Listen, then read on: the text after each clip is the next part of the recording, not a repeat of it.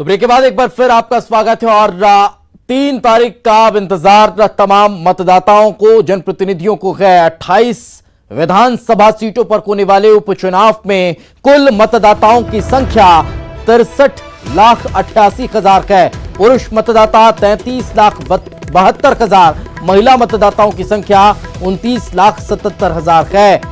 Service voter 18,737, तो third gender वोटरों की संख्या 198 है। इनमें बुजुर्ग मतदाताओं की अगर संख्या का जिक्र किया जाए तो यहां पर 71,627 है। दिव्यांग वोटर की संख्या 55,329 है। और ये तमाम मतदाता अपने आप में महत्वपूर्ण भूमिका निभाने वाले हैं। उपचुनाव में दिग्गजों ने भी जोर शोर से चुनाव प्रचार किया है। शिवराज सिंह चौहान ने 84 जनसभाएं की हैं, तो शिवराज ने 10 रोड शो किए हैं। तो वहीं पूर्व मुख्यमंत्री कमलनाथ ने कुल 37 सभाएं की हैं, कार्यकर्ताओं के साथ बैठकें भी की हैं। हर सीट पर पूर्व मुख्यमंत्री कमलनाथ पहुंचे हैं। तो अब अगर 28 के अखाड़े में कुल मतदान केंद्रों का जिक्र किया जाए तो 9,361 कुल मतदान केंद्र हैं। संवेदनशील केंद्रों का जिक्र किया जाए तो 2,718 हैं। 18% पोलिंग बूथ बढ़ाए गए हैं, और वो भी कोरोना लिहाज से जो गाइडलाइंस है उनका पालन कराने के लिहाज से भी ये एक महत्वपूर्ण कदम है। सोशल डिस्टेंसिंग मेंटेन कराई जानी है, तो इस लिहाज से भी ये बेहद महत्वपूर्ण नजर आने वाला है।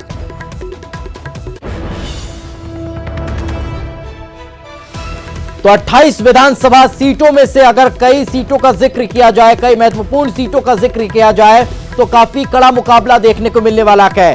सांची में मदन लाल चौधरी अहिरवार कांग्रेस के प्रत्याशी हैं, जिनका मुकाबला मंत्री प्रभुराम चौधरी से रहने वाला है। सांवेर में प्रेमचंद गुड्डू पूर्व मंत्री तुलसीराम सिलावट से टक्कर लेने वाले हैं। तो ये तमाम चीजें हैं, तमाम प्रत्याशी हैं जो अपने आप में बेहद महत्वपूर्ण भूमिका निभाने वाले हैं। उनका भविष्य तय होने वाला है। और चर्चा के लिए हमारे साथ हमारे सहयोगी मनोज हमारे साथ जुड़े हुए हैं, सुशील जुड़े हुए हैं।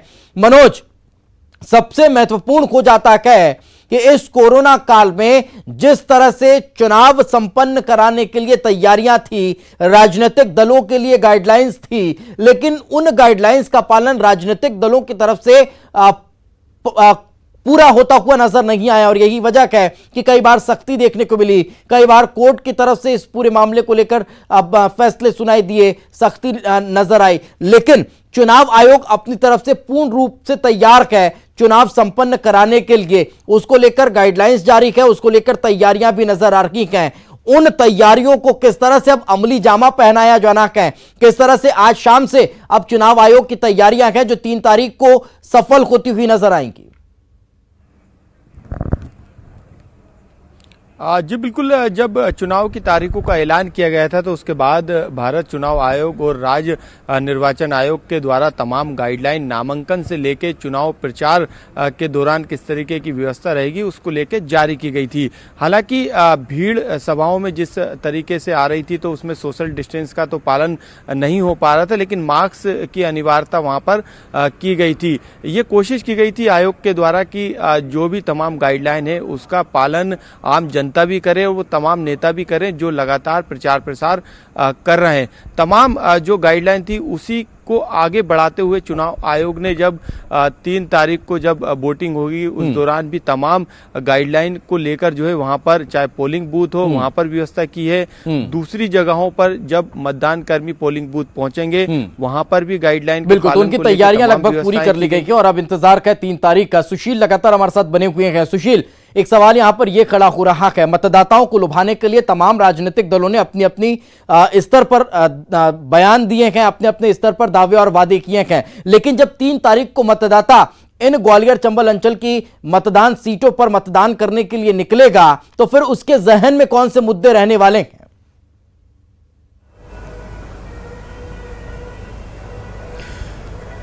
बिल्कुल दीपेश, देखिए ग्वालियर चंबल अंचल की बात करें तो यहाँ पर चुनाव जो होता है उसमें जातिगत आधार सबसे बड़ा मसला बनता है। मतदाता जब भी चुनाव में वोट करने के लिए जाता है तो एक जातिगत आधार तो लगभग सभी सीटों पर यहाँ पर अहम भूमिका निभाता है।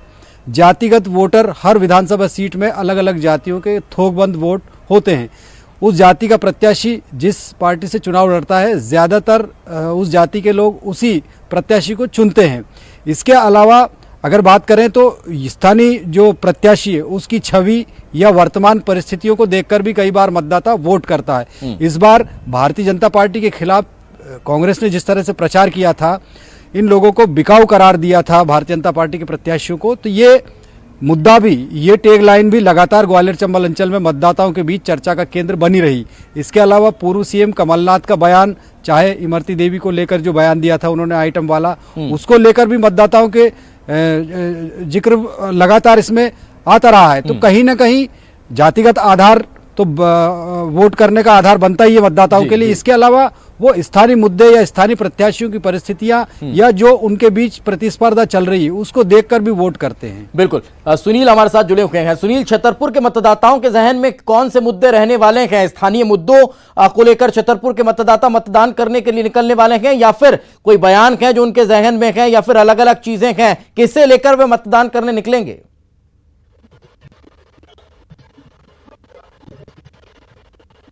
सबसे पहले बता दें, जिस तरीके से कांग्रेस ने प्रचार किया है कि बिकाऊ नहीं टिकाऊ चाहिए, सबसे विधानसभा सीट लगातार पिछड़ी नजर आई है और लगातार जो है मुख्यमंत्री जो रहे हैं उमा भारती भी यहाँ के विधानसभा पहुंची थी और मुख्यमंत्री बनी थी, लेकिन कहीं ना कहीं क्षेत्र की जनता जो है लगातार विकास की उम्मीदें करती रही है राजनेताओं से, लेकिन चुनाव के समय पर वादे करते हैं, नेता आते हैं, लेकिन उसके बाद जो विकास की गति है स्वस्थ पड़ जाती है। तो लगातार कहीं ना कहीं विकास के मुद्दों पे भी पब्लिक है जो वोट करने वाली है, और जो एक सबसे बड़ा जो कांग्रेस ने ये मुद्दा बनाया था बिकाऊ नहीं टिकाऊ चाहिए, तो कहीं ना कहीं जनता के जहन में यह चीज भी जरूर रहेगी कि आखिर किसको वोट देना है, किसको नहीं देना, लेकिन आखिर ये तो 3 तारीख को ही मालूम चलेगा किस तरफ पब्लिक का रुझान रहा है। जी बिल्कुल। तो बिकाऊ और टिकाऊ के साथ साथ विकास यहाँ का एक बड़ा मुद्दा था, जिस पर अब मतदान करने के लिए मतदाता निकलने वाले हैं। साथ में रखें, शिवपुरी भी पहुंचेंगे। अशोक, आप भी साथ में रहे। वक्त एक छोटे से ब्रेक का है, कहीं मत जाइए, ब्रेक के बाद जल्द हाजिर होंगे। तो ब्रेक के बाद एक बार फिर आपका स्वागत है। और चुनावी शोर थम चुका है। अब डोर टू डोर कैंपेन की तैयारी राजनीतिक दलों की शुरू हो चुकी है। प्रत्याशी अब डोर टू डोर पहुंचेंगे और जनता से अपनी अपील करते हुए नजर आएंगे। लेकिन सबसे महत्वपूर्ण इस बार ये उपचुनाव रहने वाला है।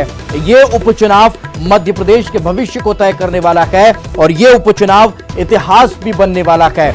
इस उपचुनाव ने कई दौर दिखाए, इस उपचुनाव ने कई बातों को स्पष्ट कर दिया। मध्य प्रदेश के इतिहास में जो आज तक नहीं हुआ वो इस उपचुनाव में देखने को मिला और अब आने वाले समय में दिखाई भी देगा। यह उपचुनाव काफी महत्वपूर्ण उपचुनाव इस लिहाज से भी हो जाता है कि पहली मर्तबा 28 सीटों पर एक साथ चुनाव संपन्न कराए जा रहे हैं। यह उपचुनाव कई मुद्दों के लिहाज से बेहद महत्वपूर्ण है। इस उपचुनाव में कई मुद्दे उछाले गए, कई मुद्दे बनाए गए, कई मुद्दे बनाए गए। तो इस उपचुनाव में कई बयानों पर चर्चा बहुत ज्यादा होती हुई नजर आई और कई बयान इस उपचुनाव में मुद्दों पर हावी होते हुए भी नजर आए।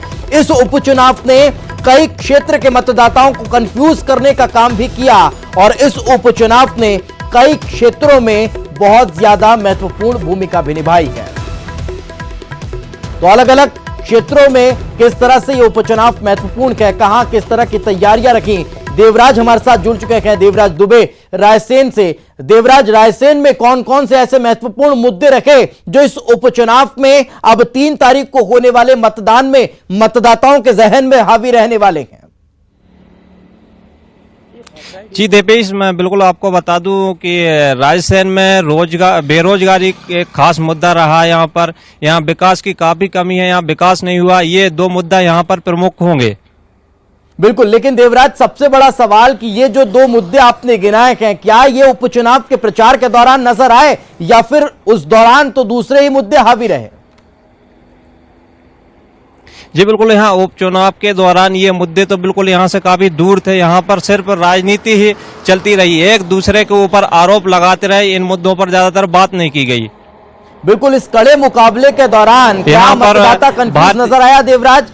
क्या इस पूरे मुकाबले के दौरान बयानों का बाजार, बयानों के बयार बहुत ज्यादा हावी नजर आए?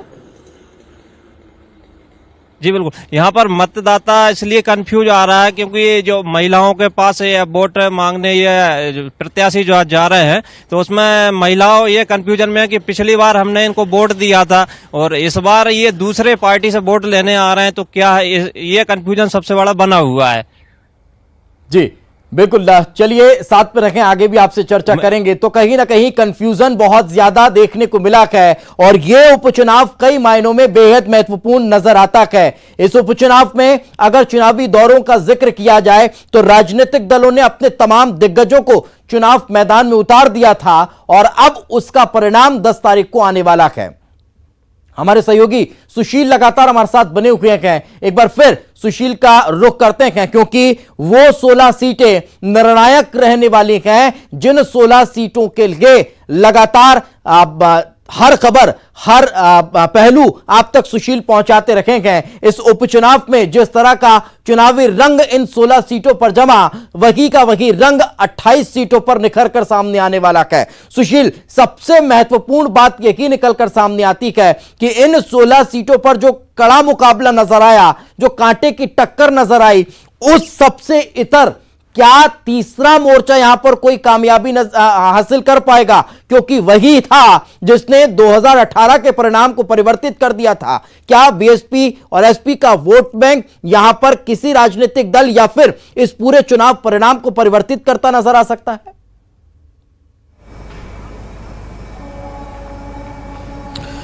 बिल्कुल, देखिए, अगर तीसरे मोर्चे की बात करें या बीजेपी और कांग्रेस छोड़कर अन्य दल की बात करें तो मुरैना की कुछ सीट जरूर है जहां पर बीएसपी का खासा प्रभाव है और हो सकता है कि बीएसपी संभवतः मुरैना जिले में एक आध सीट पर अच्छी बढ़त बना ले और कुछ सीटों पर बीएसपी की वजह से दोनों ही पार्टियों के समीकरण भी बढ़ाएंगे, ये भी निश्चित तौर पर माना जा रहा है। इसके अलावा चाहे डबरा सीट की बात करें, ग्वालियर पूर्व सीट की बात करें या फिर करेरा या पोहरी की बात करें, तो निश्चित तौर पर ग्वालियर चंबल अंचल में बीएसपी का उतना बड़ा जनाधार भले ही नहीं हो, लेकिन इतने वोट जरूर बीएसपी के प्रत्याशी यहां पर लेकर आते हैं कि कई बार उनसे चुनाव परिणाम परिवर्तित हो जाता है। अगर नुकसान की बात करें तो बीएसपी से ज्यादातर कांग्रेस को नुकसान की आशंका रहती है। किसी सीट पर भारतीय जनता पार्टी के प्रत्याशी को भी सीधे बीएसपी के प्रत्याशी से नुकसान हो सकता है। तो निश्चित तौर पर ग्वालियर चंबल अंचल की जो 16 सीटें हैं, 16 सीटों में से भिंड, मुरैना, ग्वालियर की सीटों की बात करें तो इन पर कहीं ना कहीं बीएसपी का कुछ सीटों पर प्रभाव है और कुछ सीटों पर बीएसपी इस तादाद में वोट लेकर जरूर आती है कि उससे चुनाव परिणाम कई बार प्रभावित होता है। किसी उम्मीदवार की जीत होती है लेकिन दूसरा उम्मीदवार बीएसपी के कटे हुए वोटों की वजह से हार जाता है। तो निश्चित तौर पर बीएसपी उतना बड़ा जनाधिकार लेकर नहीं उतरेगी, लेकिन कहीं ना कहीं कुछ सीटों पर जरूर उसका प्रभाव नजर आएगा और उससे परिणाम भी प्रभावित होंगे। बिल्कुल, चलिए साथ में रखें सुशील। आगर मालवा आप चलते हैं जहां पर मौजूद के हमारे सहयोगी रजनीश सेठी। रजनीश, आगर मालवा में ये चुनावी दंगल किस तरह का नजर आया? कौन कौन से मुद्दे यहां पर महत्वपूर्ण दिखाई दिए?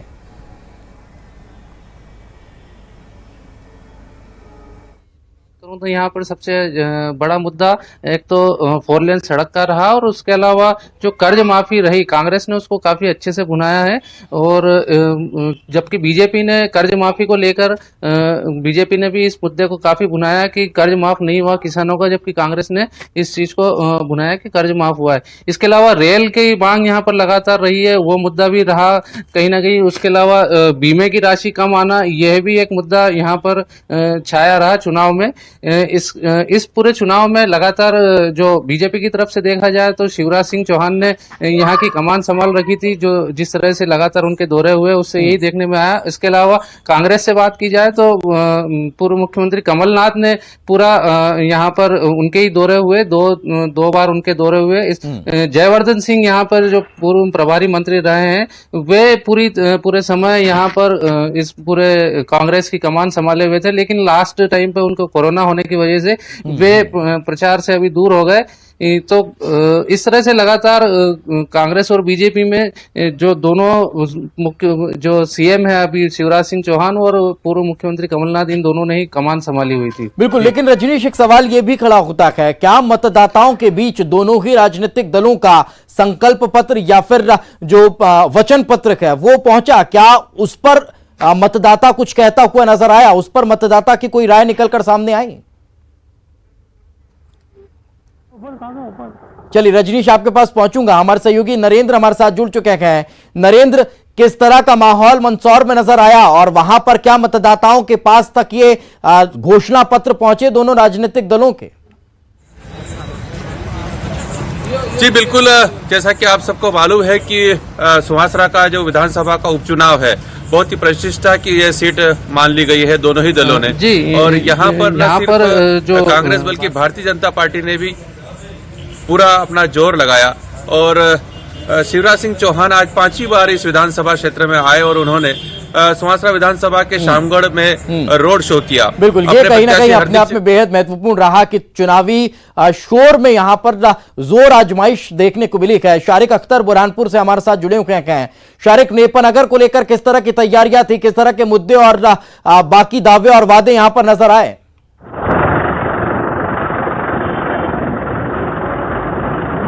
देखिए दीपेश जी, नेपानगर में जो सबसे पहले जो कांग्रेस ने बिकाऊ और टिकाऊ का मुद्दा बनाया, उसके बाद अगर हम बात करें बीजेपी की, तो बीजेपी की जो विधायक रही है सुमित्रा काटेकर, उन्होंने बार बार ये कहा कि कमलनाथ सरकार में मेरी कोई सुनवाई नहीं हुई और जैसे ही मैं शिवराज सिंह चौहान के पास गई तो उन्होंने एक छोटी सी जो लंबित शिकायत थी, समस्या थी अस्पताल को, उसको मिनटों में कर दिया। हम आपको बता दें शिवराज सिंह चौहान 15 दिन में यहाँ बिल्कुल, तो काफी महत्वपूर्ण और काफी दिलचस्प ये चुनाव देखने को मिला है। चूंकि समय का अभाव है और ज्यादा चर्चा हम कर सकते थे कि क्योंकि एक लंबा दौर चला और उस लंबे दौर में चुनावी प्रचार और प्रसार के दौरान कई मुद्दे ऐसे रखे जो बेहद हावी होते हुए नजर आए और कई बयान ऐसे रखे जो इस पूरे मुद्दों को हवा देते हुए भी नजर आए। खैर, समय का अभाव, बहुत बहुत शुक्रिया आप सभी का हमारे साथ चर्चा में जुड़ने के लिए।